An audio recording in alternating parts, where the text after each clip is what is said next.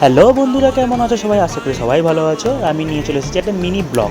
তার আগে সবাইকে বলে রাখি মহালয়ার প্রীতি শুভেচ্ছা ও অভিনন্দন। তো প্রতি বছরের মতো আজকেও এই মহালয়ার দিনে ছোটো মায়ের এক বিশেষ পুজো আয়োজন করা হয়ে থাকে। তো কেন বললাম বিশেষ পুজো? কারণ এই মহালয়ার দিনে ছোটো মায়ের এক অলৌকিক ঘটনা আছে। সেই অলৌকিক ঘটনা আজ তোমাদের সাথে আমি শেয়ার করবো। চলো, তো মাকে আমি স্নান টান করিয়ে বেনারসিতে পরিয়ে নিয়েছি। আর তোমরা সবাই জানো জ্যৈষ্ঠ মাসের দশহরাতে মায়ের বার্ষিক পুজো হয়ে থাকে। তো কিন্তু আজ থেকে প্রায় ১৩ বছর আগে মায়ের এই মহালয়ের দিনে প্রথম প্রতিষ্ঠা হয় আমাদের বাড়িতে। তারপরে ঠিক করা হয় জ্যৈষ্ঠ মাসের দশহরাতে মায়ের বাৎসরিক পুজো করা হবে। তো বাৎসরিক পুজো করার হওয়ার পর আমরা সেভাবে মহালয়াতে কোনো পুজোর আয়োজন করিনি।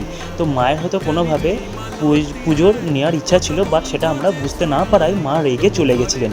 তো আমরা সেদিনকে মাকে আমরা কোথাও খুঁজে পাইনি। সকাল থেকে বিকেল, বিকেল থেকে রাত মাকে আমরা কোথাও খুঁজে পাইনি।